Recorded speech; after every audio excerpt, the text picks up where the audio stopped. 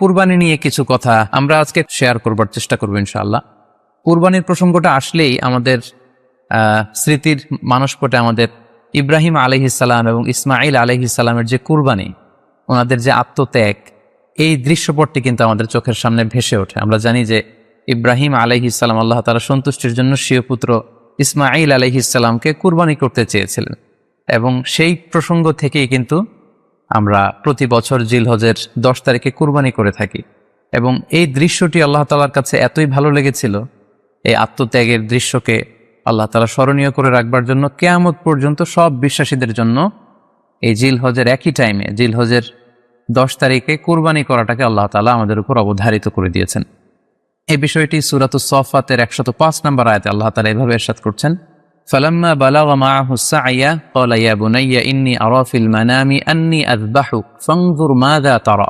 অর্থাৎ ইসমাঈল আলাইহিস সালাম যখন একটু বড় হলেন, বাবার সাথে হাঁটতে পারেন, দৌড়াদৌড়ি করতে পারেন, ঠিক তখন ইব্রাহিম আলাইহিস সালাম স্বপ্নে দেখলেন যে তিনি ইসমাঈল আলাইহিস সালামকে কুরবানি করছেন, এবং স্বপ্ন দেখেই তিনি সরাসরি ছেলের সাথে কনসালটেশনে গেলেন, পরামর্শ করলেন যে বাবা, আমি তো স্বপ্নে দেখেছি যে আমি তোমাকে কুরবানি করছি, ফানজুর মাযা তারা, what do you think about it, what's your opinion about it, তোমার মতামত কি সেটা তুমি আমাকে বলো। তখন সাইয়েদনা ইসমাঈল আলাইহিস সালাম অত্যন্ত সাহসিকতার সাথে বলিষ্ঠ একটি জবাব দিয়েছিলেন, সেটাও আল্লাহ তাআলা কোরআনে সরাসরি কোট করেছেন। তিনি বলেছিলেন, ক্বালা ইয়া আবাতি ফাআল মা তু'মার সাতাজিদুনি ইনশাআল্লাহু মিনাস সাবিরিন। অর্থাৎ, হে আমার সম্মানিত পিতা, আপনি যেমনটি স্বপ্নে দেখেছেন, আল্লাহ তাআলা আপনাকে যেমন আদেশ করেছে আপনি ঠিক তেমনটিই করুন, আপনি ভয় পাবেন না, ইনশাআল্লাহ আপনি আমাকে ধৈর্যশীলদের অন্তর্ভুক্ত পাবেন।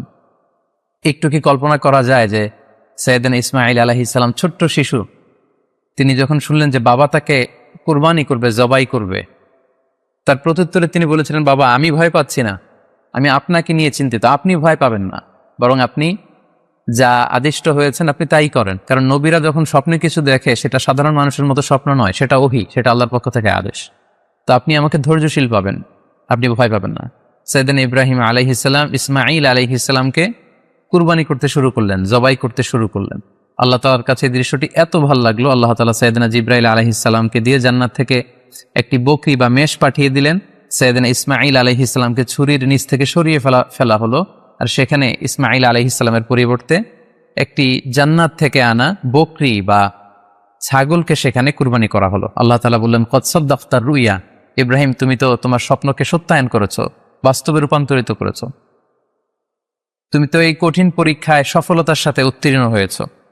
সাইয়েদনা ইব্রাহিম আলাইহিস সালাম পরীক্ষায় উত্তীর্ণ হলেন, এবং বাপ বেটার এই দৃশ্যায়নটি আল্লাহ তাআলার কাছে এত ভালো লেগেছে, আরশের উপর থেকে আল্লাহ তাআলা এত পছন্দ করেছেন ওনাদের স্যাক্রিফাইসকে, কুরবানিকে, কিয়ামত পর্যন্ত আমরাও যাতে কুরবানি করি, আল্লাহ তাআলা আমাদের জন্য এটাকে অবধারিত করে দিয়েছেন। সম্মানিত, শুধু এখানে আমাদের জন্য সবচেয়ে বড় যে শিক্ষণীয় বিষয়, সেটি হচ্ছে সাইয়েদনা ইব্রাহিম আলাইহিস সালামের ঔরসে যখন ইসমাঈল আলাইহিস সালাম আসে, তখন তাফসীর এসেছে ইব্রাহিম আলাইহিস সালামের বয়স ছিল 86 বছর। Could you imagine that? 86 বছর বয়সে যখন একটা সন্তান আল্লাহ তাআলা ওনাকে দান করলেন, আল্লাহ তাআলা বললেন যে সেই সন্তানকে তুমি জবাই করো। আমরা অনেক দম্পতির কথা জানি, তাদের সন্তান হয় না, 15 বছর, 20 বছর, 25 বছর পর অনেক সময় তাদের সন্তান হয়। সেই সন্তানটাকে তারা কত পছন্দ করে, সেই বাচ্চাটাকে তারা কত আদর করে।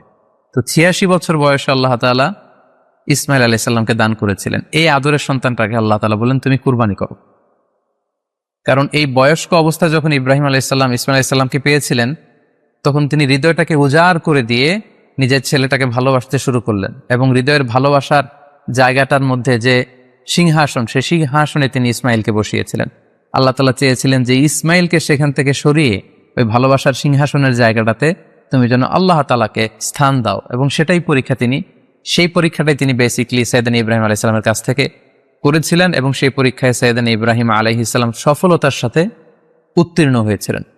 অর্থাৎ আল্লাহ চেয়েছিলেন যে তোমার হৃদয়ের ভালোবাসার সবচাইতে বড় জায়গাটা হচ্ছে ইসমাঈলের, তোমার পুরো হৃদয়টা জুড়ে আছে ইসমাঈল।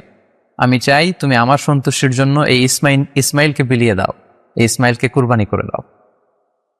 সম্মানিত, শুধু এই স্টোরিটা থেকে আমাদের জন্য শিক্ষা হচ্ছে যে সাইয়েদনা ইব্রাহিম আলাইহিস সালামের হৃদয়ের সবচাইতে পছন্দনীয় বিষয়টা ছিল ইসমাঈল। তিনি ইসমাঈল আলাইহিস সালামকে, নিজের ছেলেকে বেশি পছন্দ করতেন। ইব্রাহিম আলাইহিসসালামের হৃদয়ে যেমনি ইসমাইল ছিল, আমাদের প্রত্যেকের হৃদয়ে কিন্তু এরকম এক একটা ইসমাইল আছে, কল্পিত ইসমাইল, রূপক ইসমাইল। আমাদের কারো হৃদয়ের ইসমাইল হচ্ছে আমাদের টাকা পয়সা, আমাদের কারো হৃদয়ের ইসমাইল হচ্ছে আমার ব্যাংক ব্যালেন্স, আমাদের কারো হৃদয়ের ইসমাইল হচ্ছে আমার দামি গাড়ি, আমাদের কারো হৃদয়ের ইসমাইল হচ্ছে আমাদের যশ খ্যাতি, আমাদের ক্ষমতা প্রতিপত্তি, এগুলো। আল্লাহ তাআলা চান আমাদের প্রত্যেকের যার যার হৃদয়ের ইসমাইল যেটা, সেটাকে আমরা আল্লাহ তাআলার সন্তুষ্টির জন্য উৎসর্গ করতে পারবো কিনা, আল্লাহ তাআলার খুশির জন্য, সেরেফ শুধুমাত্র আল্লাহ তাআলার জন্য আমার হৃদয়ের ইসমাইলটাকে আমি স্যাক্রিফাইস করতে পারবো কিনা। এই শিক্ষাটা দেওয়ার জন্যই বেসিকলি আল্লাহ তাআলা এই কুরবানিকে আমাদের জন্য প্রেসক্রাইব করেছেন। আল্লাহ তাআলা চান যে আমাদের হৃদয়ের পুরো জায়গাটা জুড়ে যেন আল্লাহ তাআলার সন্তুষ্টি, আল্লাহ তাআলার ভালোবাসা, আল্লাহকে যে আমরা ফিল করি, আল্লাহকে যে আমরা ভয় পাই, সেই জায়গাটাতে যেন আমরা আল্লাহ তাআলাকে রাখতে পারি। এটাই মূলত আল্লাহ তাআলা আমাদের কাছ থেকে চান, এবং আমাদের জীবনের সব কাজগুলোই হবে শুধুমাত্র কেবলমাত্র আল্লাহ তাআলার সন্তুষ্টির জন্য। এজন্য বিশ্বনবী সাল্লাল্লাহু আলাইহি ওয়াসাল্লামকে কিন্তু আল্লাহ রাব্বুল আলামিন শিখিয়ে দিয়েছেন যে কুল ইন্না সলাতি ওয়া নুসুকি ওয়া মাহইয়ায়া ওয়া মামাতি লিল্লাহি রাব্বিল আলামিন। হে নবী, আপনি বলুন যে আমার নামাজ, আমার কুরবানি, আমার জীবন, আমার মরণ সবটাই তো আল্লাহর জন্য। তাই আমাদের হৃদয়ে যদি আমরা আল্লাহকে স্থান দিতে পারি, আমাদের সব কিছু, সাইয়েদনা ইব্রাহিম আলাইহিস সালাম যেমনি নিজের প্রিয় পুত্র সন্তানকে কুরবানি করেছিলেন, ঠিক তেমনিভাবে আমাদের হৃদয়ের ইসমাইলটাকেও যদি আমরা আল্লাহ সন্তুষ্টির জন্য স্যাক্রিফাইস করতে পারি, কুরবানি করতে পারি, তাহলেই কিন্তু এই কুরবানির শিক্ষাটা আমাদের জন্য বাস্তবায়িত হবে বা সফল হবে। এবং এই শিক্ষাটা দেওয়ার জন্য আল্লাহ তাআলা এই কুরবানির বিধানকে আমাদের জন্য জারি করেছেন, যে আমাদের হৃদয়ে শুধু আল্লাহ তাআলার ভয় থাকবে। এবং এই যে আমরা কুরবানি করবে, কুরবানির রক্ত, গোশত, চামড়া কোনোটাই কিন্তু আল্লাহ তাআলার কাছে পৌঁছে না, পৌঁছে হচ্ছে আমাদের হৃদয়ের ভয়, তাকওয়াটা আল্লাহ তাআলার কাছে পৌঁছে। সূরাতুল হাজ্জের 37 নম্বর আয়াতে আল্লাহ বলছেন, লা ইয়ানালাল্লাহা লুহুমুহা ওয়ালা দিমাউহা ওয়ালাকি ইয়ানালুহুত তাকওয়া মিনকুম। এই কুরবানির রক্ত, কুরবানির গোশত, এগুলো তো আল্লাহর কাছে পৌঁছে না, আল্লাহর কাছে পৌঁছে হচ্ছে তোমাদের তাকওয়া। আমরা কতটা ইখলাসের সাথে, কতটা আন্তরিকতার সাথে, কতটা আনুগত্যের সাথে আমাদের সম্পদ, আমাদের নিজেদেরকে আমরা আল্লাহর কাছে সোপর্দ করতে পেরেছি, আমরা কতটা আল্লাহর সমর্পিত বান্দা হতে পেরেছি, এটাই হচ্ছে এই কুরবানির শিক্ষা, যেটা সাইয়েদনা ইব্রাহিম আলাইহিস সালাম গোটা বিশ্ববাসীর জন্য নিদর্শন এই ঘটনার মধ্য দিয়ে কিন্তু আমাদের জন্য রেখে গিয়েছেন। তাই আমরা এই কুরবানির মধ্য দিয়ে এটা যেন ফিল করি যে আমাদের সবটুকু আমরা আল্লাহর জন্য বিলিয়ে দিতে প্রস্তুত আছি। সম্মানিত, শুধু এই কুরবানির দিনে ইয়াউমুন নাহারে বা 10 জিলহজে আমরা যে কুরবানি উদযাপন করব, ঈদুল আজহা উদযাপন করব, এই দিনের সবচাইতে প্রিয় আমল হচ্ছে আল্লাহ তাআলার কাছে পশু জবাই করে, যেটা আমরা বলেছি ইব্রাহিম আলাইহিস সালামের সেই ঘটনার, সেই দৃশ্যায়নের পুনরাবৃত্তি। আল্লাহ তাআলা সেটা দেখতে চান, আমরা পশু জবাই করে রক্ত প্রবাহিত করে দেয়া, এটা আল্লাহ তাআলার কাছে খুবই পছন্দনীয়। সুনানে তিরমিজিতে এসেছে, আয়েশা রাদিয়াল্লাহু তাআলা আনহা থেকে বর্ণিত, তিনি বলেন, আন্না রাসূলুল্লাহ সাল্লাল্লাহু আলাইহি ওয়াসাল্লাম ক্বাল, আল্লাহ রাসূল সাল্লাল্লাহু আলাইহি ওয়াসাল্লাম বলেছেন, মা আমিলা আদামিয়ুন মিন আমালিন ইয়াউমান নাহর আহাব্বা ইলাল্লাহি মিন ইহরাকিদ দাম। অর্থাৎ ইয়াউমুন নাহারে 10 জিলহজে পশু কুরবানি দিয়ে সে পশুর রক্ত প্রবাহিত করে দেওয়ার চেয়ে শ্রেষ্ঠ কোনো আমল আল্লাহর কাছে হতে পারে না, এর চেয়ে কোনো প্রিয় আমল আল্লাহর কাছে নেই। তার মানে কুরবানির দিনে সবচাইতে প্রিয় আমল, আল্লাহর কাছে পছন্দনীয় আমল হচ্ছে কুরবানি করা। তাই আমাদের যাদের সাধ্য আছে আমরা যেন বেশি বেশি কুরবানি করি। সম্মানিত, শুধু আমরা জানি যে এই কুরবানিকে আল্লাহ তাআলা আমাদের উপর আবশ্যক করেছেন। কুরবানির হুকুম সম্পর্কে যদি বলি তাহলে বলবো যে এটা ওয়াজিব হানাফি স্কুল অফ থট অনুযায়ী, কিন্তু অন্যান্য মাযহাবে এটাকে সুন্নাতে মুআক্কাদা বলা হয়েছে। মেজরিটি স্কলাররা, জুমহুরুল ফুকাহা, ইমাম শাফিঈ, আহমদ এবং ইমাম মালিকদের মতে, তাদের মতে এটা হচ্ছে সুন্নাতে মুআক্কাদা। কিন্তু হানাফি মাযহাবে এই কুরবানি করা হচ্ছে ওয়াজিব। যেহেতু আমাদের বাংলাদেশে বেশিরভাগই হচ্ছে হানাফি মাযহাবের অনুসারী, সো এটা কিন্তু আমাদের জন্য অবধারিত। যাদেরকে আল্লাহ তাআলা সম্পদ দিয়েছেন, টাকা পয়সার মালিক বানিয়েছেন, স্বাবলম্বী করেছেন, আমাদের প্রত্যেকের উপর কিন্তু এই কুরবানি করাটা ওয়াজিব। যেহেতু কুরবানি একেবারে আমাদের সন্নিকটে, সো এই কুরবানি নিয়ে আমাদের মধ্যে অনেক ধরনের প্রশ্ন রয়েছে। খুব বেশি যে প্রশ্নটি করা হয়েছে সেটি হচ্ছে জানতে চাওয়া হয়েছে 7 ভাগে কুরবানি করা যাবে কিনা। এই ধরনের প্রশ্ন কিন্তু আমরা আগে শুনতাম না। রিসেন্টলি কিছু কিছু স্কলারদের আলোচনা বা এতে করে লোকজন হয়তো বিভ্রান্তিতে ভোগেন কিংবা একটা ধোঁয়াশা তৈরি হয়, ফলে এই প্রশ্নটি করা হচ্ছে। আমরা আবহমান কাল থেকে আমাদের প্রিয় মাতৃভূমি বাংলাদেশে হয়তো ছাগল কুরবানি দিয়েছি অথবা গরু কুরবানি দিয়েছি সর্বোচ্চ 7 ভাগে। সো এটা আমাদের সবার কাছেই জানা ছিল, এ নিয়ে আগে সংশয় ছিল না। ইদানিংকালে অনেকের মধ্যে এই বিষয়ে সংশয় জেগেছে। কেউ কেউ বলে থাকেন যে ভাগে যদি কুরবানি দেওয়া হয় 7 জনে মিলে, গরুতে বা মহিষে বা উটে, এই ভাগে কুরবানি হবে না, এটা অনেকে বলে থাকেন। এই কথাটি আসলে ঠিক নয়। আপনি যদি ভাগে কুরবানি দিতে চান এটি জায়েজ আছে, এবং একটি উটে বা মহিষে বা গরুতে আপনি সর্বোচ্চ 7টি ভাগে কুরবানি দিতে পারবেন ইনশাআল্লাহ। এ ব্যাপারে সহিহ মুসলিমের একটি হাদিসকে আমরা এখানে উল্লেখ করতে চাই। সাইয়েদনা জাবের রাদিয়াল্লাহু তাআলা আনহু থেকে বর্ণিত, তিনি বলেন, ক্বালা হাজাজনা মা রাসূলিল্লাহি সাল্লাল্লাহু আলাইহি ওয়াসাল্লাম, আমরা আল্লাহ রাসূল সাল্লাল্লাহু আলাইহি ওয়াসাল্লামের সাথে হজ করেছি, ফানাহারনাল বাঈরা আন সাবআ, সেখানে আমরা উট কুরবানি দিয়েছি 7 জনের পক্ষ থেকে, ওয়াল বাকারাতা আন সাবআ, আর আমরা সেখানে গরু কুরবানি দিয়েছি 7 জনের পক্ষ থেকে। খুব সুস্পষ্ট, একটি উটে ওনারা 7 জন অংশগ্রহণ করতেন, একটি গরুতে 7 জন অংশগ্রহণ করতেন। তো এই হাদিসের আলোকে অনেকে বলে থাকেন যে এটি হজের সময়, সফরের সময়, কিন্তু মুকিম অবস্থায় 7 ভাগে দেয়া যায় না। আসলে এই কথাটিও ঠিক নয়, কারণ সুনানে আবু দাউদের আরেকটি হাদিসে এসেছে যেখানে আল্লাহ রাসূল সাল্লাল্লাহু আলাইহি ওয়াসাল্লাম সুস্পষ্ট বলেছেন, সেখানে হজ বা কোনো সফরের উল্লেখ নেই। সেটা হচ্ছে জেনারেল স্টেটমেন্ট, অর্থাৎ আল বাকারাতু আন সাবআ, গরুতে সর্বোচ্চ 7 অংশ দিয়ে কুরবানি দেয়া যায়, ওয়াল জাযুরু আন সাবআ, আর উটের ক্ষেত্রেও সর্বোচ্চ 7 অংশ দিয়ে কুরবানি দেয়া যায়। তো এই হাদিস, দ্বিতীয় যে হাদিসটি উল্লেখ করলাম, এটা হচ্ছে জেনারেল স্টেটমেন্ট। সেখানে সফর মুকিম কোনো কথা বলা হয়নি। ইন জেনারেলি বলা হয়েছে যে উটে 7 ভাগ দেয়া যায়, গরুতে 7 ভাগ দেয়া যায়। সো আমরা যারা ভাগে কুরবানি দিচ্ছি 7 জন মিলে একটি গরু, আপনারা নিঃসন্দেহে সানন্দ চিত্তে নিশ্চিন্তে কুরবানি দিতে পারেন। সহিহ হাদিসের আলোকে এটি সাব্যস্ত, এতে কোনো সমস্যা নেই ইনশাল্লাহ। তবে ভাগে কুরবানিতে কিংবা যৌথ কুরবানিতে কয়েকটি বিষয় আমাদেরকে খেয়াল রাখতে হবে। নাম্বার 1 হচ্ছে নিয়ত। আপনাদের ইন্টেনশনটা ক্লিয়ার হতে হবে। প্রত্যেকেরই যাতে একই ইন্টেনশন থাকে, সবারই যাতে ইন্টেনশন থাকে যে শুধুমাত্র আল্লাহ তাআলার সন্তুষ্টির জন্য আমরা এই কুরবানি দিচ্ছি। এখানে কয়েকজনের যদি ইন্টেনশন থাকে যে আল্লাহর সন্তুষ্টি, অন্যজনের যদি নিয়তে ঝামেলা থাকে, তাহলে কিন্তু কুরবানিটা প্রশ্নবিদ্ধ হয়ে যাচ্ছে। কারণ ইন্নামাল আমালু বিন্নিয়াত, ইয়ানি ইন্নামা সাওয়াবুল আমালি বিন্নিয়াত, সমস্ত কাজের প্রতিদান দেয়া হবে আপনার ইন্টেনশন বা নিয়তের উপর ভিত্তি করে। সো এজন্য যারা খুব বেশি মুখলেস, খুব বেশি মুত্তাকি, তারা অনেক সময় যৌথ কুরবানি দিতে চান না। সামর্থ্য না থাকলে ছোট একটা ছাগল দিয়ে তারা একাকী কুরবানি দিতে চান। The safe, he want to be in the safer side. কারণ যৌথ কুরবানি দিতে দিতে যে কার মনে কি চিন্তা, কার মনে কি নিয়ত, আমরা কিন্তু কিছু জানি না। সো যদি যৌথ কুরবানি দেন, কুরবানির আগে সবাইকে এটা কনসার্ন করে দেওয়া, রিমাইন্ডার দেওয়া যে ভাই আমাদের এই কুরবানিটা হবে শুধুমাত্র কেবলমাত্র আল্লাহ তাআলা সন্তুষ্টির জন্য, অন্য কোনো নিয়ত যেন না থাকে, তাহলে কিন্তু আমাদের কুরবানি বরবাদ হয়ে যাবে। এটা হচ্ছে প্রথম কনসার্ন। 2 নম্বর কনসার্ন হচ্ছে হালাল উপার্জন দিয়ে কুরবানি হতে হবে। যৌথ কুরবানিতে কেউ কেউ যদি এমন থাকে যাদের উপার্জন হালাল না, সেই কুরবানি কিন্তু আল্লাহ তাআলার দরবারে কবুল হবে না। সো এটা খুব গুরুত্বপূর্ণ একটা বিষয়। আরেকটা হচ্ছে লৌকিকতা। লৌকিকতা যদি থাকে তাহলেও কুরবানি কবুল হবে না। যৌথ কুরবানিতে কারো যদি এটা থাকে যে আমার গরুটা সবচেয়ে বড়, আমাদের গরুটা এলাকার সবচেয়ে বড় গরু, এবং সবাইকে বলে বেড়াচ্ছে যে এইবারের গরুটা সবচেয়ে বড় হয়েছে, আমার চেয়ে বড় গরু কেউ দিতে পারে না এই এলাকায়। তো এই জাতীয় যদি লৌকিকতা প্রবণতা কারোর মধ্যে থাকে, তাহলেও কিন্তু তার কুরবানি কবুল হবে না। সো যৌথ কুরবানি যদি আপনারা দিতে চান, এই বিষয়গুলো আমাদেরকে খেয়াল রাখতে হবে। আরো একটি প্রশ্ন খুব বেশি আমাদের কাছে জানতে চাওয়া হয়েছে, সেটা হচ্ছে কুরবানির সাথে আকিকা দেয়া যাবে কিনা। খুব বেশি আলোচনা হচ্ছে এই প্রসঙ্গটা যে কুরবানির সাথে আকিকা দিয়ে দেয়া যাবে কিনা। এক্ষেত্রে আমরা উত্তরে বলবো যে কুরবানি এবং আকিকা আপনাদের খেয়াল রাখতে হবে যে ভিন্ন দুটি ইবাদত। প্রথম কথা হচ্ছে ইবাদত ভিন্ন দুটি ইবাদত। কারণ কুরবানি এটা বছরের একটা নির্ধারিত সময়, জিলহজের 10 তারিখে, এবং তারপরে আরো 2 দিন বা 3 দিন, এই সময়গুলোতে আপনি কুরবানি করতে পারবেন। তাহলে এটা হজের মৌসুমে জিলহজ মাসে করতে হয় কুরবানি। কিন্তু আকিকা কিন্তু এরকম না। আকিকাটা যে কোনো মাসে হতে পারে। আকিকাটা হচ্ছে নবজাতক সন্তানের ভূমিষ্ঠ হওয়ার পরে শুকরিয়া স্বরূপ আল্লাহর কাছে যে কুরবানিটা করতে হয়, সেটাকে আমরা বলি আকিকা। হাদিসে এসেছে আকিকা। তো সেটা হচ্ছে সন্তান কখন ভূমিষ্ঠ হলো সেটার উপর নির্ভর করে।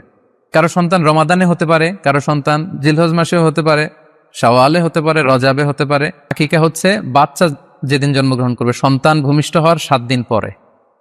তাহলে ভিন্ন দুইটা ইবাদত, দুই সময়ের ইবাদত। নাম্বার 2, আকিকার ক্ষেত্রে আল্লাহ রাসূল সাল্লাল্লাহু আলাইহি ওয়াসাল্লাম বলেছে আনিল গুলামি শাতান ওয়া আনিল জারিয়াতি শাত, অর্থাৎ ছেলে হলে 2টি ছাগল দিয়ে আকিকা করো, এবং যদি মেয়ে হয় তাহলে 1টি ছাগল দিয়ে আকিকা করো। তো সেক্ষেত্রে কুরবানিতে কিন্তু এরকম বিধান নেই কুরবানিতে কিন্তু একটি ছাগল দিয়ে আপনি কুরবানি করলে কুরবানি হয়ে যাচ্ছে, সেখানে 2টি ছাগল দেওয়া লাগবে এমন কোনো কথা নেই। তো এভাবে আমরা বুঝতে পারতেছি, খুবই স্পষ্টত কমন সেন্স খাটালেও আমরা বুঝতে পারতেছি, এবং আল্লাহ রাসূল সাল্লাল্লাহু আলাইহি ওয়াসাল্লামের ভাষ্যগুলো অনুসারে আমরা বুঝতে পারছি দুইটা দুই ধরনের ইবাদত। যদিও এই দুই ইবাদতে কিছুটা মিল আছে, কিন্তু দুইটা দুই সময়ের ইবাদত, দুইটা আলাদা, দুটি উপলক্ষ, দুইটার আলাদা নির্ধারিত সময় রয়েছে। যেমন আকিকার ক্ষেত্রে সুন্নাহ হচ্ছে বাচ্চা যেদিন জন্মগ্রহণ করবে তার 7ম দিন শেষে 7 দিন পরে আপনি আকিকা করবেন। আল্লাহ রাসূল সাল্লাল্লাহু আলাইহি ওয়াসাল্লাম বলেছেন, কুল্লু গুলামিন মুরতাহানুন বিআকিকাতিহি তুযবাহু আনহু ইয়াওমা সাবিহি। প্রত্যেক সন্তানের আকিকা দিতে হয় তার 7ম দিনে। ওয়া ইউহলাকু ওয়া ইউসাম্মা, এবং 7ম দিনে মাথার চুল ফেলে দিতে হয়, তার সুন্দর একটি নাম রাখতে হয়। তাহলে আকিকার বিধান হচ্ছে সম্মানিত সুধী সন্তান জন্মগ্রহণ করার 7 দিন পরে। আমরা বুঝতে পারলাম আল্লাহ রাসূল সাল্লাল্লাহু আলাইহি ওয়াসাল্লামের ভাষ্য অনুযায়ী, কথা অনুযায়ী, কওল অনুযায়ী। এবার যদি আমরা আল্লাহ রাসূল সাল্লাল্লাহু আলাইহি ওয়াসাল্লামের আমল দেখি, ওনার ব্যক্তিগত আমল কি ছিল, সেক্ষেত্রে আমরা সহিহ ইবনে হিব্বানের একটি হাদিস উল্লেখ করব, যেটিকে ইবনে হাজার আল আসকালানী উনি ওনার ফাথুল বারিতে সহিহ হিসেবে উল্লেখ করেছেন। আয়েশা রাদিয়াল্লাহু তাআলা আনহার বর্ণনা, তিনি বলেন যে আক্কা রাসূলুল্লাহ সাল্লাল্লাহু আলাইহি ওয়াসাল্লাম আনিল হাসানি ওয়াল হুসাইনি ইয়াউমা সাবিঈ ওয়া সাম্মাহুমা। আল্লাহ রাসূল সাল্লাল্লাহু আলাইহি ওয়াসাল্লাম নিজে ওনার দৌহিত্র অর্থাৎ ওনার নাতি হাসান এবং হুসাইনের আকিকা নিজে করেছেন 7ম দিনে, এবং 7ম দিনে তাদের নাম রেখেছেন। একজনের নাম রেখেছেন হাসান আর একজনের নাম হুসাইন। অর্থাৎ হাসান রাদিয়াল্লাহু আগে জন্মগ্রহণ করেছিলেন, ওনার চেয়ে ছোট ছিল হুসাইন, উনি পরে জন্মগ্রহণ করেছেন। তো ওনাদের জন্মের পরে 7 দিন পরে আল্লাহ রাসূল সাল্লাল্লাহু আলাইহি ওয়াসাল্লাম ওনাদের আকিকা দিয়েছিলেন, এবং 7ম দিনে উনি আকিকাও দিয়েছেন এবং তাদের নামও রেখেছেন। তাহলে আল্লাহ রাসূল সাল্লাল্লাহু আলাইহি ওয়াসাল্লামের কওলি হাদিস, ওনার ভাষ্য মতে আমরা জানলাম উনি বলেছেন 7ম দিনে আকিকা দিতে হয়, এবং ওনার ব্যক্তিগত আমল থেকে আমরা জানতে পারলাম যে উনি ওনার 2 নাতির আকিকা দিয়েছেন 7ম দিনে এবং নাম রেখেছেন। তাহলে এ থেকে আমরা সুস্পষ্ট বুঝতে পারি যে আকিকা দিতে হয় সন্তান জন্মগ্রহণ করার 7 দিন পর, 7ম দিনে। যদিও তবারানীতে আরেকটি হাদিস এসেছে যেখানে বলা হয়েছে যে আকিকা 7ম দিনেও দেয়া যায়, 14তম দিনে দেয়া যায়, 21তম দিনে দেয়া যায়। যদি 7ম দিনে কেউ দিতে না পারে কোনো কারণে, তাহলে 14তম দিন, না পারলে 21তম দিন। তাহলে সুস্পষ্টভাবে উল্লেখ আছে যে আকিকার সময়সীমা 7ম দিনের কথা আমাদেরকে বলা হয়েছে। তো সেক্ষেত্রে আপনার সন্তান জন্মগ্রহণ করলে আপনি শুকরিয়া স্বরূপ কুরবানি করবেন, আত্মীয় স্বজনকে খাওয়াবেন, আকিকার গোশত নিজেরাও খাবেন। তো এটা যদি আপনি কুরবানির জন্য রেখে দেন, তাহলে তো সন্তান দুনিয়াতে আসার এই আনন্দটা থাকে না। একজন যখন সন্তান পায়, সে কেমন যেন আকাশের চাঁদ হাতে পায়। তো তখন তার 7 দিনের মধ্যে যে আনন্দটা থাকে, ওই দিন তার নাম রাখা হবে, আত্মীয় স্বজনরা আসবে, বাচ্চাকে দেখবে, দোয়া করবে, তখন আকিকা করে গোশত নিজে খাবেন, আত্মীয়দের খাওয়াবেন, পাড়া প্রতিবেশীদেরকে দিবেন। এটা হচ্ছে সন্তান ভূমিষ্ঠ হওয়ার উপলক্ষকে কেন্দ্র করে এই আকিকা। সো এটাকে কুরবানির সাথে মিক্স আপ করার কোনোই প্রয়োজন নেই, এবং এক্ষেত্রে সুস্পষ্ট গাইডলাইন হচ্ছে যে 7ম দিনে আকিকাটা দিতে হয়। সো আমরা যেন 7ম দিনে আকিকাটা দেই। তবে হ্যাঁ, এখন প্রশ্ন হচ্ছে 7ম দিনে কেউ দিতে পারেননি, 14তম দিনেও দিতে পারেননি, 21তম দিনেও দিতে পারেননি, হাতে টাকা ছিল না, সামহাও কোনো কারণে মিস করেছেন, তখন আপনি যখন সুযোগ হয় তখন করে দেন। ওই প্রেক্ষাপটে আপনি যদি কুরবানির সময়ও আকিকা দিয়ে দিতে চান, এটা আদায় হয়ে যাবে ইনশাল্লাহ। আশা করা যায় আদায় হয়ে যাবে, এবং এটা জায়েজ আছে। তবে এটা সুন্নাহ নয়। সুন্নাহ হচ্ছে 7ম দিনে আকিকা দেওয়া। পাশাপাশি গরু দিয়ে, মহিষ দিয়ে, উট দিয়ে আকিকা দেওয়াও কিন্তু সুন্নাহ নয়। আকিকা দেয়া সুন্নাহ হচ্ছে ছাগল দিয়ে। সুন্নাহসম্মত হচ্ছে আকিকা 7ম দিনে দেয়া এবং ছাগল দিয়ে দেয়া। ছেলের ক্ষেত্রে 2টি ছাগল, মেয়ের ক্ষেত্রে 1টি ছাগল। আশা করি কুরবানির সাথে আকিকার প্রসঙ্গটি আপনাদের কাছে ক্লিয়ার হয়েছে। সম্মানিত শুধু এবার আমরা শুনবো আরো একটি মোস্ট আস্কড কোশ্চেন, কুরবানি না দিয়ে কুরবানির টাকা দান করে দিলে ওই সওয়াব পাওয়া যাবে কিনা। এই প্রশ্নগুলো কিন্তু আমরা আগে শুনতাম না। রিসেন্ট সময়ে, গত কয়েক বছর আগে আমরা খেয়াল করেছি যে তারকা জগতের কিছু লোক বা নাটক সিনেমা জগতের কিছু লোক এরকম ঘোষণা দিয়েছে যে আমরা টাকা বন্যার্থ লোকদেরকে দিয়ে দিলাম, আমরা কুরবানি দেব না। তো ওনাদেরকে আল্লাহ এত টাকা দিয়েছেন, ওনারা বন্যার্থ লোকদেরকেও সহায়তা করতে পারেন, আবার কুরবানিও করতে পারেন। সো একটা দিয়ে আরেকটা হবে না। আপনি যদি টাকা দান করে দেন, এটা সাদাকার সওয়াব হবে, কিন্তু কুরবানির সওয়াব কিন্তু আপনি পাবেন না। আল্লাহ রাসূল সাল্লাল্লাহু আলাইহি ওয়াসাল্লাম বলেছেন, কুরবানি করলে যেই প্রাণীটার কুরবানি করা হলো, ওই প্রাণী তার শিং নিয়ে, তার গায়ের পশম নিয়ে, পায়ের খুরগুলো নিয়ে কিয়ামতের ময়দানে দাঁড়াবে। সো এই সওয়াব থেকে কিন্তু আপনি বঞ্চিত হয়ে গেলেন। তাই এ ব্যাপারে সুস্পষ্ট কথা হচ্ছে, আপনি যদি কুরবানির টাকা দান করে দেন, দানের সওয়াব হবে, কিন্তু কুরবানির সওয়াব হবে না, এবং কুরবানির এই ওয়াজিব বিধানটিও কিন্তু আদায় হবে না। আপনার উদ্দেশ্য ভালো, কিন্তু আপনার পদ্ধতিতে সমস্যা। আপনার উদ্দেশ্য হচ্ছে যে বন্যা দুর্গত মানুষ সাতক্ষীরাতে বা আশেপাশের জেলাগুলোতে বন্যায় মানুষ না খেয়ে মারা যাচ্ছে, আমি টাকাগুলো দান করে দেই, তাহলে বেশি তারা উপকৃত হবে। আমি বলবো যে আপনার যদি সামর্থ্য থাকে সেক্ষেত্রে আপনি বন্যার্ত লোকদেরকে দানও করেন, পাশাপাশি কুরবানিও করেন, দুই জিনিস। অথবা আপনি যদি শুধু কুরবানি করতে চান সেটাও আপনি করতে পারেন। আপনি কুরবানি করবেন, এতে করে কিন্তু আপনি যে দান করতে চান আপনার এই পারপাসটাও কিন্তু সার্ভ হবে। কিন্তু কুরবানির টাকা দান করে দিলে কখনো কুরবানি আদায় হবে না।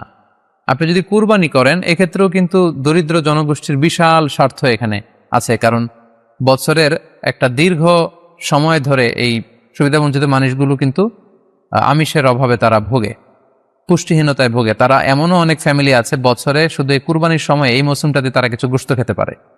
সো তাদের মধ্যে আপনি কুরবানি করে এই গোশত বিতরণ করতে পারেন। সো এই কোভিড-19 পিরিয়ডে আমাদের উচিত বেশি বেশি কুরবানি করা, কুরবানি করে এই অভুক্ত মানুষদের ঘরে ঘরে কুরবানির গোশত পৌঁছে দেয়া। তাহলে আপনি কুরবানির মাধ্যমে কিন্তু এই গোশত বিতরণ করে তাদের সহায়তা করতে পারলেন। পাশাপাশি যারা খামারি আছে, আপনি কুরবানি করলে এই তাই খামারিদের এই ব্যবসা প্রসেসেও কিন্তু আপনি অংশগ্রহণ করলেন। আপনি তাদের ব্যবসাতে, আল্লাহ তাআলা সুদকে হারাম করেছেন, ব্যবসাকে হালাল করেছেন, তাহলে ব্যবসার মতো একটা চমৎকার কাজেও আপনি সহায়তা করলেন কুরবানির মধ্য দিয়ে। আরও একটা গুরুত্বপূর্ণ বিষয় হচ্ছে, আমাদের গ্রাম বাংলায় কিন্তু আমাদের অনেক গরিব লোকজন আছে বা মা বোনেরা আছে যারা সারা বছর ব্যাপী ছাগল পালে এই আশায় যে কুরবানির সময় ছাগলটাকে বিক্রি করবে, অথবা গরু পালে। গ্রামগঞ্জে অনেক পরিবার আছে যে বছর শেষে কুরবানির সময় আসলে তারা এটা ভালো দামে বিক্রি করবে এবং সেই টাকা দিয়ে সারা বছর চলবে। সো আপনি যদি কুরবানি করেন তাহলে ওই প্রান্তিক জনগোষ্ঠীকেও কিন্তু সহায়তা করা হলো। পাশাপাশি কুরবানির এই সময়গুলোতে হাজার হাজার কসাইদের একটা জীবিকার ব্যবস্থা হয়। তারা গরু জবাই করে, চামড়া খোলে, গোশত কাটে। তো এই কুরবানির দিনগুলোতে কিন্তু হাজার হাজার কসাইদের হালাল জীবিকার একটা ব্যবস্থা হয়। কসাইরা কিন্তু কোটিপতি হয় না। সো আপনি এই কুরবানির প্রসেসটাকে যদি আরো বেশি প্রমোট করেন তাহলে এই কসাইদেরও কিন্তু একটা রিজিকের ব্যবস্থা হচ্ছে। আরো ইন্টারেস্টিংলি, কুরবানির যে চামড়া, পশুর যে চামড়া, এই চামড়াগুলো কিন্তু ইয়াতিমের হক, গরিবদের হক।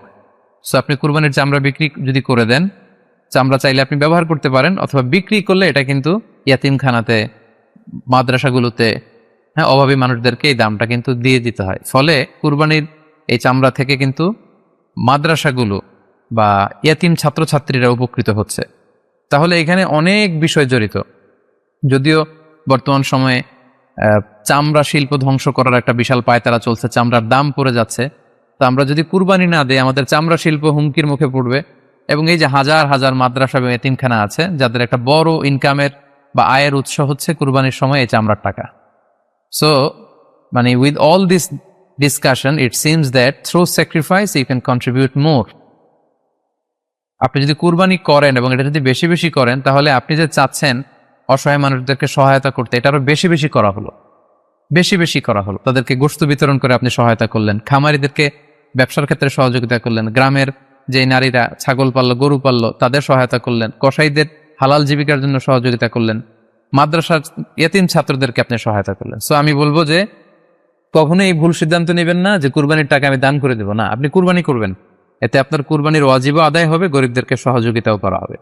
সেক্ষেত্রে যদি আপনি স্বাস্থ্য ঝুঁকি মনে করেন সেক্ষেত্রে আপনি সরাসরি হাটে যেতে না চাইলে অনলাইনে গরু ক্রয় করতে পারেন। আরও একটি সহজ পদ্ধতি আছে, সেটা হচ্ছে যারা শহুরে জীবনযাপন করছেন, শহরে আছেন, তারা চাইলে কিন্তু আপনার গ্রামের আত্মীয় স্বজনদের কাছে আপনার টাকা পাঠিয়ে দিয়ে কুরবানি আদায় করতে পারেন। টাকা পাঠিয়ে দিলে তারা আপনার পক্ষ থেকে ছাগল বা গরু কিনে কুরবানি করে তারা গোশত খেয়ে উপকৃত হলো, আশেপাশের গরিব আত্মীয় স্বজনদের মধ্যে বিতরণ করে এই কুরবানির প্রক্রিয়াটা আদায় হলো। এটাও খুব সহজে কিন্তু করা যেতে পারে। আর কুরবানির ক্ষেত্রে প্রতিনিধিত্ব জায়েজ আছে। অন বিহাফ অফ ইউ অন্য কেউ আপনার পক্ষ থেকে কুরবানি করতে পারবে, আপনি টাকা দিয়ে দিলেই হলো।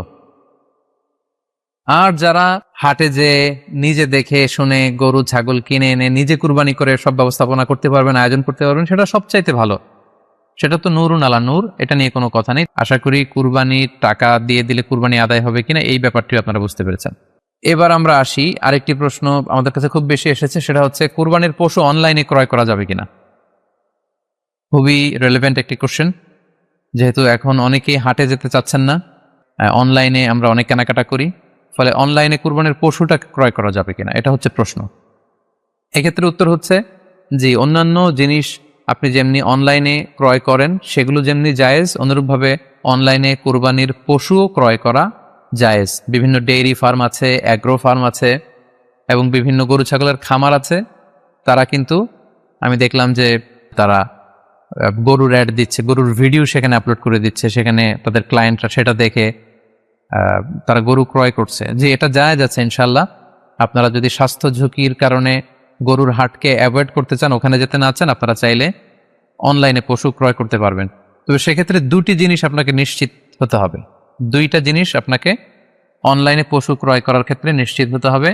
প্রথম বিষয় হচ্ছে পশুটা দৈহিকভাবে ত্রুটিমুক্ত কিনা এটা নিশ্চিত হতে হবে, অর্থাৎ পশুর বিস্তারিত অঙ্গ প্রত্যঙ্গের বর্ণনা আপনার জানা থাকা চাই। পশুটা সুস্থ আছে কিনা, বাহ্যিকভাবে সমস্ত ত্রুটিমুক্ত কিনা এটা জানতে হবে। 2 নম্বর হচ্ছে পশুর বয়স সম্পর্কে আপনার জানতে হবে, কারণ যে কোনো বয়সের পশু দিয়ে কুরবানি করা যায় না, এটার একটা নির্ধারিত বয়স সীমা দেওয়া আছে শরিয়াতে, সেটা আপনাকে মেনটেন করতে হবে। প্রথম হচ্ছে সালিমাতুন মিনাল উয়ুবিজ যাহিরা, বাহ্যিক ত্রুটিমুক্ত হওয়া। যে কোনো পশু দিয়ে কিন্তু, অসুস্থ পশু দিয়ে কুরবানি করলে কিন্তু কুরবানি হবে না। এক্ষেত্রে আমরা সুনানে নাসাইর একটি হাদিস উল্লেখ করব। হাদিসটি সহিহ, বারা ইবনে আযিব রাদিয়াল্লাহু তাআলা আনহু বর্ণনা করেছেন। আল্লাহ রাসূল সাল্লাল্লাহু আলাইহি ওয়াসাল্লাম বলেছেন, লা ইয়াজুজু মিনাদ দাহায়া আল আওরাউল বাইয়িনু আওরুহা, এমন পশু দিয়ে কুরবানি হবে না যে এই পশুটা সুস্পষ্টভাবে অন্ধ। অন্ধ কানা কোনো পশু দিয়ে কুরবানি হবে না। ওয়াল আরজাউল বাইয়িনু আরাজুহা, খোড়া, কুরবানি যেখানে করা হবে ওই জায়গা পর্যন্ত হেঁটে যেতে পারছে না, মাঠ থেকে বাড়িতে আনা যাচ্ছে না, এরকম খোড়া প্রাণী দিয়ে কুরবানি করা যাবে না। ওয়াল মারিদাতুল বাইয়িনু মারাদুহা, খুব বেশি অসুস্থ, খুবই দুর্বল অসুস্থ প্রাণী দিয়ে কুরবানি করা যাবে না। ওয়াল আজফা উল্লাতি লা তুনকি, এবং এমন বয়স্ক বৃদ্ধ প্রাণী যে অতি বয়সের ভারে এটা নুজ্জ হয়ে গিয়েছে এবং এর হাড্ডির ভেতরে যে মজ্জা শুকিয়ে গিয়েছে, এরকম প্রাণী দিয়েও কিন্তু কুরবানি করা যাবে না।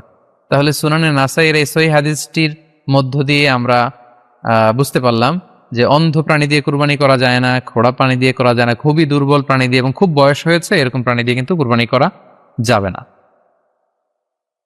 তারপর আমরা সুনানে তিরমিজির আরেকটি হাদিস এখানে উল্লেখ করব। এই হাদিসটিও হাসান পর্যায়ের হাদিস।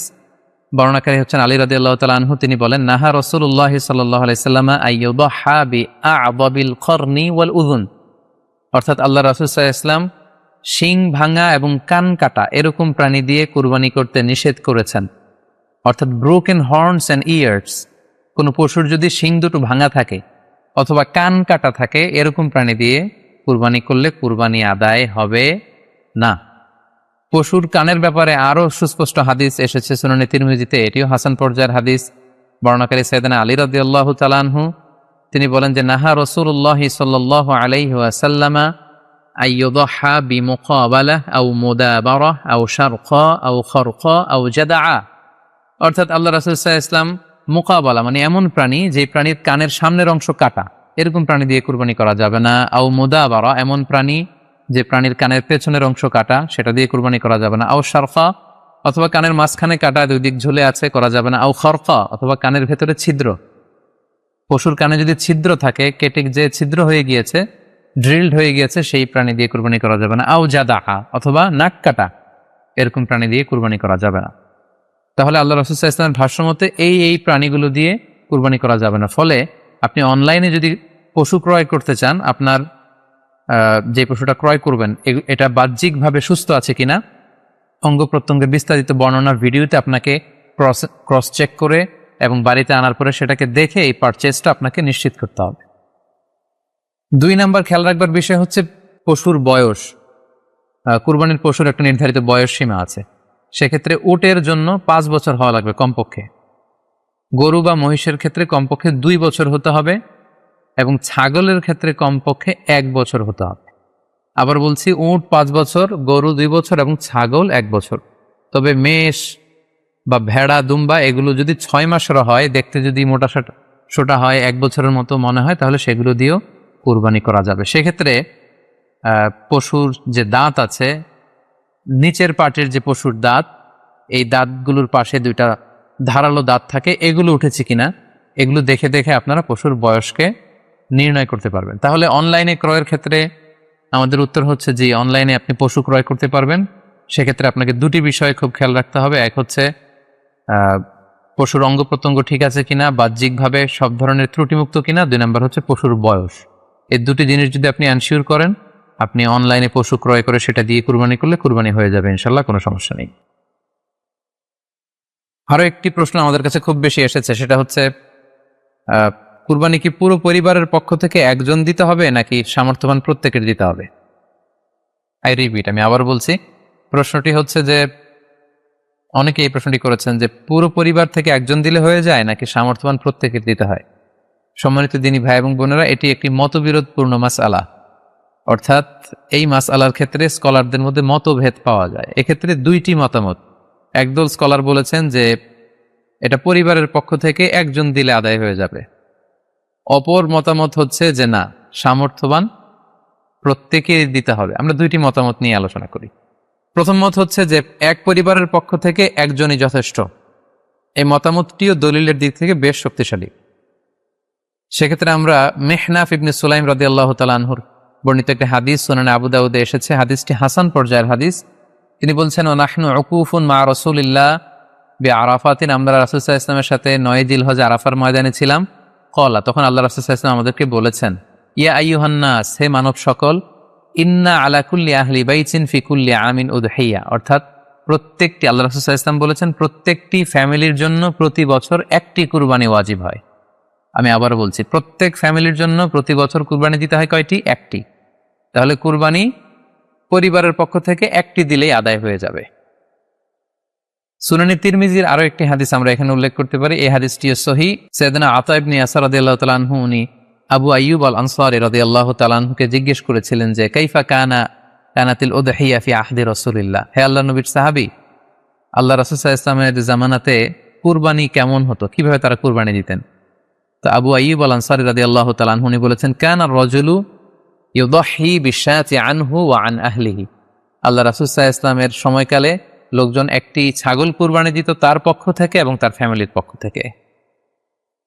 আনহু ওয়া আন আহলিহি, তার নিজের পক্ষ থেকে এবং ফ্যামিলির পক্ষ থেকে। অর্থাৎ এই হাদিসগুলোর আলোকে বোঝা যায় যে পুরো পরিবারের পক্ষ থেকে একজন কুরবানি দিয়ে দিলেই আদায় হয়ে যাবে। স্বামীও চাকরি করেন, স্ত্রীও চাকরি করেন, স্বামীরও টাকা আছে, স্ত্রীর টাকা আছে, দুইজনের আলাদা করে দিতে হবে না। স্বামী যদি একটা ছাগল কুরবানি দিয়ে দেয় তাহলে স্ত্রীর পক্ষ থেকে, পুরো ফ্যামিলির পক্ষ থেকে কুরবানি আদায় হয়ে যাবে। এই হাদিসগুলোর আলোকে বোঝা গেল। দ্বিতীয় আরেকটি মত আছে, সেই মতটি হচ্ছে প্রত্যেক সামর্থ্যবানের উপর ওয়াজিব। এটি ইমাম আবু হানিফার মত এবং আমাদের বাংলাদেশে এটিরই প্রচলন হয়ে এসেছে। আমরা এই মতামতটিকেই বেশি আমরা শুনে থাকি সব জায়গায়, যে যারাই সামর্থ্যবান প্রত্যেকের আলাদাভাবে দিতে হয়। স্বামী সামর্থ্যবান হলে স্বামীর দিতে হবে, স্ত্রী সামর্থ্যবান হলে স্ত্রীকে দিতে হবে, ছেলেরা হলে ছেলের দিতে হবে। এটা প্রত্যেকের আলাদাভাবে ইন্ডিভিজুয়ালি দিতে হয়। এবং সেক্ষেত্রে ওনারা দলিল দিচ্ছেন সুনান ইবনু মাজার একটি হাদিস, হাদিসটি সহিহ, যেখানে আল্লাহ রাসূল সাল্লাল্লাহু আলাইহি ওয়াসাল্লাম বলেছেন, মান কানা লাহু সাআ, যার সামর্থ্য আছে কিন্তু ওয়ালাম ইউদহি, সামর্থ্য থাকার পরেও সে কুরবানি দেয় না, ফালা ইয়াকরাবান্না মুসাল্লানা, সেজন্য ঈদুল আজহার দিন আমার ঈদগাহে না আসে নামাজ পড়তে। আল্লাহ রাসূল সাল্লাল্লাহু আলাইহি ওয়াসাল্লাম হুঁশিয়ারি বাণী ঘোষণা করেছেন, ধমক দিয়েছেন যে সামর্থ্য থাকার পরেও যে কুরবানি দেয় না সেজন্য আমার ঈদগাহে না আসে। এই হাদিসের আলোকে ওনারা বলেছেন মান কানা লাহু সাআ, যার সামর্থ্য আছে। ওনারা বলছেন যে এটা ইন জেনারেল, ব্যাপক, যারই সামর্থ্য আছে তাকেই দিতে হবে। সো এখানে বাস্তবতা হচ্ছে দুই পক্ষেরই খুব ভ্যালিড দলিল আছে। আর কোনো মাসালার ক্ষেত্রে যখন মতবিরোধ থাকে, দুই পক্ষেরই দলিল থাকে, সেক্ষেত্রে বাড়াবাড়ি করাটা অনুচিত। বরং এটা হচ্ছে ইসলামের সৌন্দর্য, এখানে প্রশস্ততা রয়েছে। সো যারা মনে করে যে ফ্যামিলির পক্ষ থেকে একজন কুরবানি দিলেই আদায় হয়ে যাবে, তাদেরও দলিল আছে, তাদেরকে সেটা করতে দেওয়া উচিত। তবে আমরা এটাকেই সাজেস্ট করি যে প্রত্যেক সামর্থ্যবানের উপর কুরবানি দেওয়া উচিত। এতে করে যিনি কুরবানি দিবেন উনি সওয়াব পেয়ে উপকৃত হলেন, আবার উনি কুরবানি দেওয়ার কারণে গোশত বিতরণ করলেন, ফলে গরিবরা উপকৃত হলো। সো সামর্থ্যবান প্রত্যেকেরই উচিত বেশি বেশি কুরবানি দেয়া। আশা করি এই মাসালাটাও আপনারা বুঝতে পেরেছেন। এ পর্যায়ে আমরা অল্প কয়েকটি রিমাইন্ডার আপনাদের সাথে শেয়ার করে আজকের আলোচনাটুকু আমরা এখানেই জবনিকা টানবো, এখানে আমরা আলোচনাটি শেষ করবো ইনশাআল্লাহ। প্রথম যে রিমাইন্ডারটি আপনাদের সাথে আমি শেয়ার করতে চাই সেটি হচ্ছে, সম্মানিত সুধী, আমরা অনেকেই বাজার থেকে পশু আনার সময় বা কুরবানি করার সময় পশুর সাথে অনেক বেশি অমানবিক আচরণ করি। এতে করে কিন্তু আপনার কুরবানিটা, পুরো কুরবানির প্রক্রিয়াটাই প্রশ্নবিদ্ধ হয়ে যেতে পারে। তাই আজকের লাইভের মধ্য দিয়ে যারাই আপনারা যুক্ত হয়েছেন, আমি সবাইকে বলছি আমরা যাতে পশুর সাথে মানবিক আচরণ করি। কুরবানির পশুর সাথে এমন কোনো আচরণ যাতে না করি যাতে ওর কষ্ট না হয়, আমরা যেন এটা খেয়াল রাখি। বিশেষ করে জবাই করার আগে পশুকে ভালোভাবে রশি দিয়ে বেঁধে নেয়া এবং ছুরিটা যেই ছুরি দিয়ে জবাই করা হবে সেটা খুব ধারালো থাকা। আল্লাহ রাসূল সাল্লাল্লাহু আলাইহি ওয়াসাল্লাম কিন্তু এই দিক নির্দেশনা আমাদেরকে দিয়েছেন। সুবহানাল্লাহ। ইসলাম যে কতটা চেক অ্যান্ড ব্যালেন্স, কতটা ভারসাম্যপূর্ণ জীবন বিধান। আল্লাহ রাসূল সাল্লাল্লাহু আলাইহি ওয়াসাল্লাম সহিহ মুসলিমের বর্ণনায় তিনি বলছেন, ইযা যাবাহতুম ফাআহসিনুয যিবহা, তোমরা যখন জবাই করবে সেখানেও তোমরা ইহসান করো। কেননা আল্লাহ তাআলা সব জায়গায় ইহসানকে অবধারিত করেছেন। আমরা জীবনে যাই করব না কেন সেটা ইহসানের সাথে করতে হবে। তো পশুটাকে কিন্তু আমি জবাই করব, স্লটার করব, আল্লাহ রাসূল সাল্লাল্লাহু আলাইহি ওয়াসাল্লাম বললেন যখন স্লটার করবে, জবাই করবে, তখনও সেটার প্রতি ইহসান করে তোমরা জবাই করো। ওয়া ইযা যাবাহতুম ফাআহসিনুয যিবহা, সেক্ষেত্রেও তোমরা সফট হার্টেড হও, সেটাকে ইহসানের সাথে জবাই করো। কিভাবে ইহসানের সাথে জবাই করবে? ওয়ালিউহিদ্দা আহাদুকুম শাফরাতাহু ওয়ালিউরিহ যাবিহাতাহু, তোমরা তোমাদের ছুরিটা খুব বেশি করে ধারালো করে নাও, যাতে করে খুব স্মুথলি স্লটারিংটা হয়ে যায়, খুব স্মুথলি কুরবানিটা তাড়াতাড়ি হয়ে যায়, যাতে প্রাণীটার কষ্ট না হয়। আমরা প্রায়ই আমাদের ব্যাখেয়ালে বা অবহেলাবশত কুরবানির পশু ট্রাক থেকে নামানো, হাট থেকে নিয়ে আসা, এমনভাবে আমরা কুরবানির পশুর সাথে ট্রিট করি, এতে করে কিন্তু অনেক অমানবিক আচরণ আমাদের দ্বারা প্রকাশ পেয়ে যায়। সো আমরা যদিও এটাকে জবাই করব, আমরা যেন ইহসানের সাথে জবাই করি, এই বিষয়টা যেন আমরা খেয়াল রাখি। এটা হচ্ছে প্রথম রিমাইন্ডার। দ্বিতীয় রিমাইন্ডার হচ্ছে, আমাদের দেশে প্রায় এটা ঘটে, জবাই করার পরে অনেক কসাইরা তাড়াতাড়ি এই পশুটার দেহ থেকে প্রাণ বের হয়ে যাওয়ার জন্য ছোট ছুরি দিয়ে জবাই করা প্রাণীটার গলার মধ্যে খোঁচা মারতে থাকে, গলায় বারবার খোঁচা মারতে থাকে। এটা কিন্তু ঠিক না। স্পাইনাল কর্ডে যদি আপনি জবাই করার পরে বারবার খোঁচা মারেন, তাহলে কিন্তু এই প্রাণীটার অপমৃত্যু হতে পারে, অর্থাৎ এটা স্বাভাবিক কোনো মৃত্যু নয়। স্বাভাবিক মৃত্যু হচ্ছে জবাই করে দেয়া, এবং ইসলাম এটাকে আমাদের জন্য বৈধ করেছেন। আমরা জানি যে পাশ্চাত্যে গরুর মাথায় বুলেট মারা হয়, অথবা ইলেকট্রিক্যাল শক দিয়ে ওটাকে হত্যা করা হয়, অথবা ভারী কোনো লোহার হাতুড়ি দিয়ে গরুর মাথায় আঘাত করে সেটাকে মারা হয়। কিন্তু ইসলাম এগুলোকে নিষেধ করেছে। ইসলামের বিধান হচ্ছে স্লটারিং করা, আপনি জবাই করে দিবেন। সেক্ষেত্রে আমার মনে হয় 10 থেকে 15 মিনিট যদি আমরা একটু ওয়েট করি, গরুর দেহ থেকে সবগুলো রক্ত কিন্তু বের হয়ে যাবে, ফলে এটার গোশতটা উপাদেয় হবে আমাদের জন্য। কিন্তু আমরা যদি তাড়াহুড়ো করে, বিশেষ করে অনেক কসাই ভাইরা রুহটা যাতে তাড়াতাড়ি বের হয়ে যায়, প্রাণটা যাতে তাড়াতাড়ি বের হয়ে যায়, জবাইয়ের পরে আবার ছোট ছুরি দিয়ে স্পাইনাল কর্ডে খোঁচা মারতে থাকে, এটা কিন্তু ঠিক না। এতে করে যেটা হয়, এটা স্বাভাবিক মৃত্যু হয় না, বরং অপমৃত্যু হয়ে থাকে। আমরা যখন কুরবানি করি তখন প্রাণীটার শ্বাসনালী এবং কণ্ঠনালী কেটে যায়, এবং তারপরে রক্তনালী, যেটাকে ইংরেজিতে বলে জুগুলার ভেইন, এই জুগুলার ভেইনটা যখন কেটে যায় তখন কিন্তু প্রাণীটা আর ব্যথা পায় না। গবেষণায় দেখা গিয়েছে যে যদিও আমরা দেখি যে প্রাণীটা খুব ছটফট করে, লাফালাফি করে, কিন্তু আসলে সে ব্যথা পায় না। জুগুলার ভেইন যখন কেটে ফেলে তখন ব্রেইন তাকে স্পাইনাল কর্ডের মাধ্যমে হার্টে সিগন্যাল দেয় আরো বেশি পাম্প করার জন্য, আরো বেশি রক্ত পাঠানোর জন্য, ফলে দেহের সবগুলো রক্ত গলার ওই কাটা জায়গা দিয়ে কিন্তু বের হয়ে যায়।